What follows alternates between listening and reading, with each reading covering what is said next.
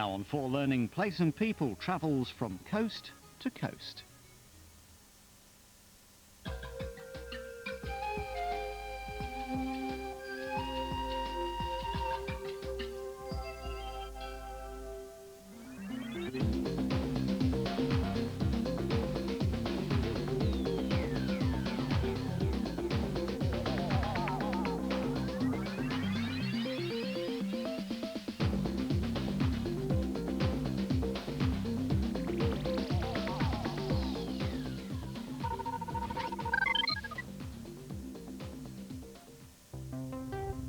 Dominating the Earth's surface, the seas, oceans and coastlines play a critical role in our lives.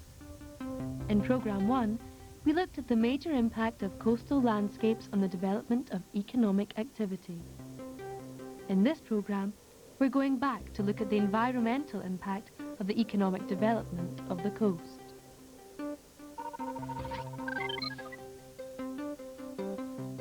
You'll remember how varied the UK coastline is. It has played an important role in the development of the British economy, providing food, energy, shelter and minerals, as well as opportunities for trade, travel, defence, recreation and leisure. Good news for the economy, but not always so good for the environment. Within the last century, the world's coastlines have come under increasing pressure from urban and industrial development. This development has also had a striking effect on shoreline habitats, landscapes and coastal waters. Humans have made use of coastal waters as dustbins for their domestic and industrial waste, resulting in increasing amounts of litter being washed up on many of our beaches.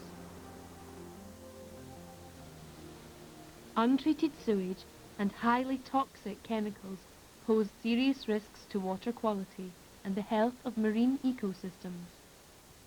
Other types of pollution, such as chemicals used in farming, are difficult to control, finding their way into rivers and the open sea. These pollutants have serious effects on coastal environments and wildlife. This problem is particularly serious for enclosed seas, such as the Mediterranean and the Baltic. More and more cargoes are being transported around the world in massive container ships, tankers and bulk carriers. There is an increasing threat of major shipping disasters along busy sea lanes and coastal areas.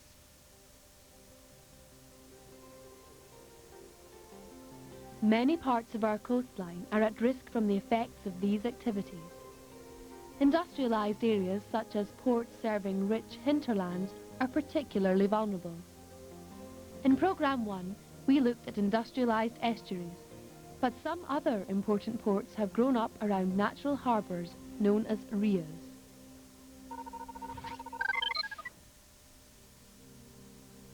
RIAs are formed when river valleys are submerged, either by the land sinking or sea levels rising. They provide natural deep-water harbours where supertankers of 300,000 tonnes or more can manoeuvre and dock. Massive container ships and bulk carriers can unload cargo safely, sheltered from storms. RIAs also provide land for building and easy access to inland areas.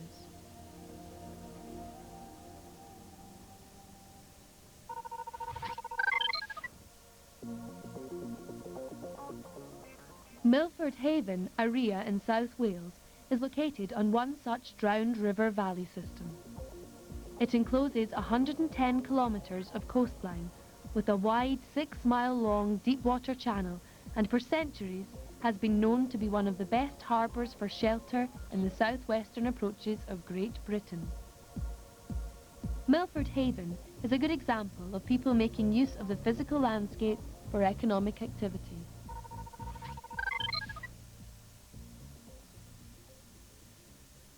Milford Town and Dock began to be developed in 1790, originally for shipbuilding and whaling. Reconstructed docks were opened in 1888 and were mainly used for trawler fishing until this trade declined in the 1930s. During the 1950s, oil companies turned their attention to the haven as a possible harbour to provide economical terminal facilities. Today, Milford Haven is one of the UK's busiest ports, handling around 34 million tonnes of cargo annually. Around 25% of the UK's refining capability is based at the haven. But it's also an area of great natural beauty and the UK's only coastal national park. Similar examples of industrialised RIAs are Southampton Water and Bantry Bay in Ireland.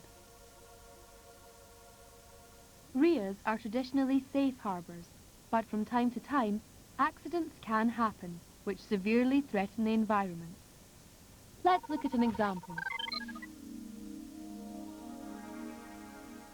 Although Milford Haven has deep coastal waters and the 4-metre tidal range allows large ships good access to the port facilities, the area is also swept by strong tidal currents, making it difficult to navigate. Even the most experienced ship's captain has to be guided into the haven by the port pilot. It's a risky business. On February 15, 1996, a major shipping disaster devastated the local environment. The oil tanker Sea Empress, bound for the Milford refinery, ran aground during a severe storm on St Anne's Head at the entrance to the haven. Over 70,000 tonnes of crude oil were spilled on one of the most sensitive coastlines of the UK. Over 200 kilometres of the coast were affected. Large quantities of oil were washed up on some of Pembrokeshire's most popular tourist beaches and biologically rich shorelines. The effects were devastating. Rescue workers were drafted in to help in a major clean-up operation, which involved spraying the oil with dispersant and mopping up spills by hand. Hundreds of seabirds were rescued, although for hundreds more it was too late. Local fisheries were damaged and a ban was imposed on catching fish and shellfish for many months. The Sea Empress oil spill damaged more protected wildlife sites than any other pollution incident in the UK. Scientists and conservationists were concerned that the spill would cause long-term ecological damage. Since 1996, scientists have been monitoring the recovery of the coastal ecology. Recently, a group of local young scientists from Pembrokeshire College chose to study the limpet population to find out how the coastal sea life was recovering after the disaster.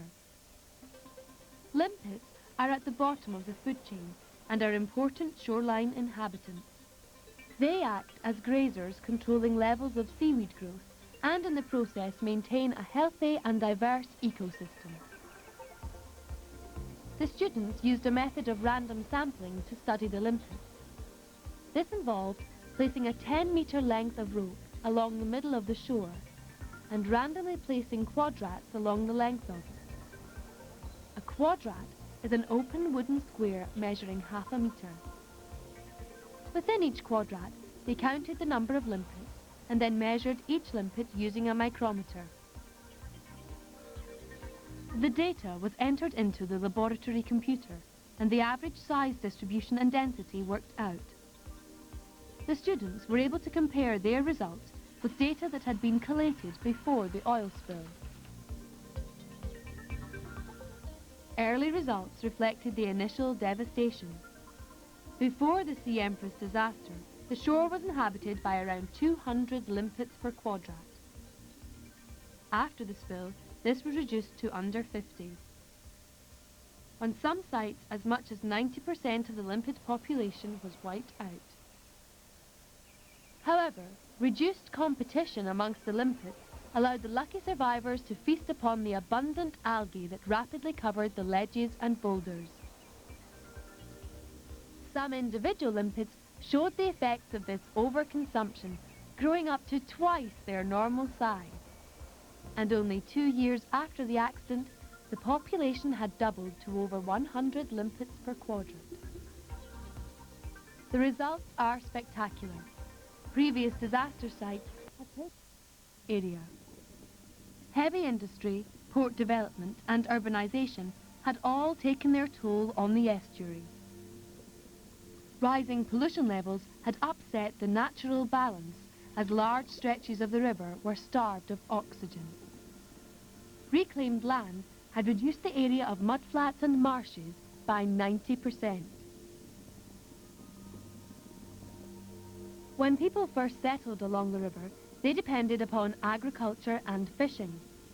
But industrialisation brought waste products. Cooling waters and energy supplies also created waste products. Little thought was given to the effects of disposing of these in the river, and the result was a drastic decline in wildlife. By the beginning of the 20th century, the huge colony of common seals, which once numbered over 1,000, had almost disappeared.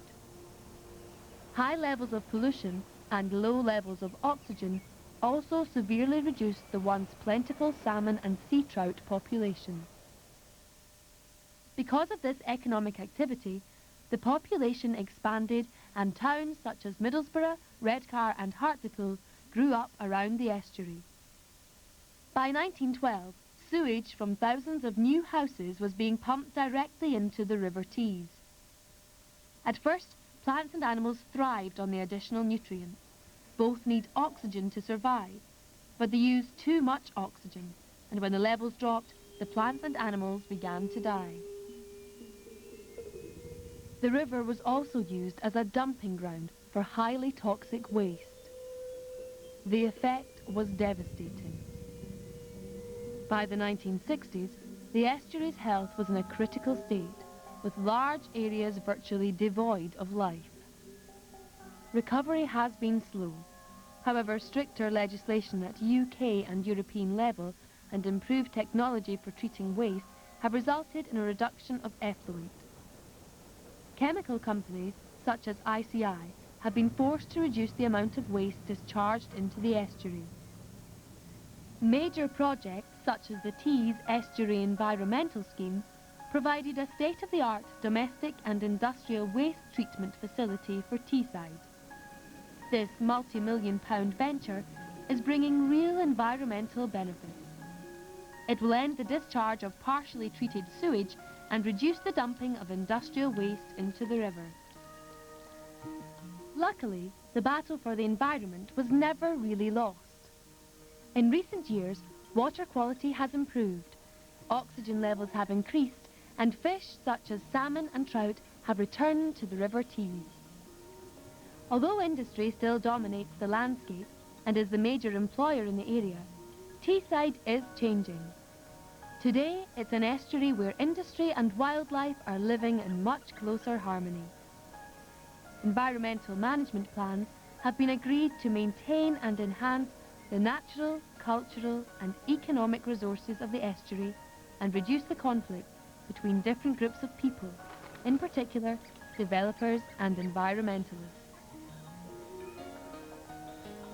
The large number of birds that depend upon the estuary as a refuelling station signify that life is at last returning to the Tees. It has become an environment of surprising contrast. Enclosed seas, such as the Mediterranean and the Baltic Sea in northern Europe, are even more vulnerable to the effects of industrial pollution than open seas and the oceans. The Baltic Sea coastline borders 9 different countries, including the industrialized nations of Germany, Poland and Sweden. Each of these countries has been guilty of pumping untreated waste into the Baltic, resulting in a drastic deterioration of the water quality, affecting the delicate balance of the marine ecosystem. Let's look at an example of how science is helping to monitor the effects of industrial waste in the Baltic.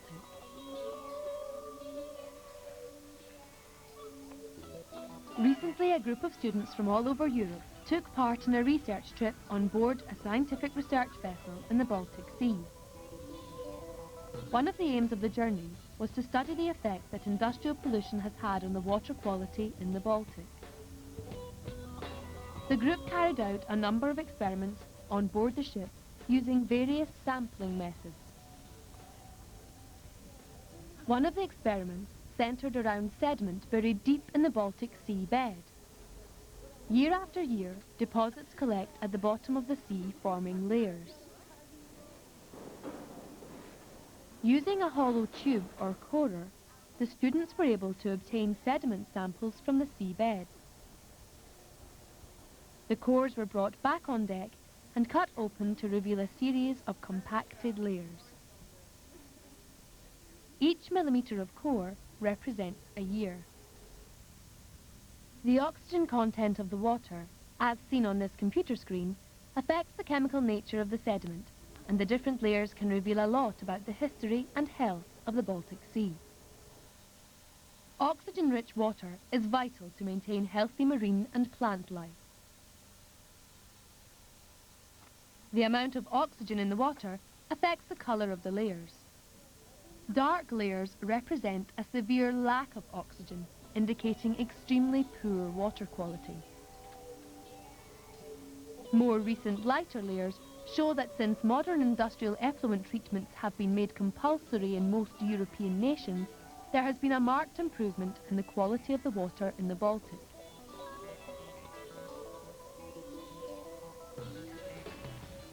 Scientific research trips like this one are playing an increasingly important role in raising awareness of environmental problems, giving us a better understanding of the delicate relationship between man and nature. We have seen that our coastal landscapes play a vital role in our daily lives. However, it is increasingly important that we recognise the need to plan and manage the use of these delicate habitats. Only by working together can we guarantee the survival of our coastlines, seas and oceans for the future.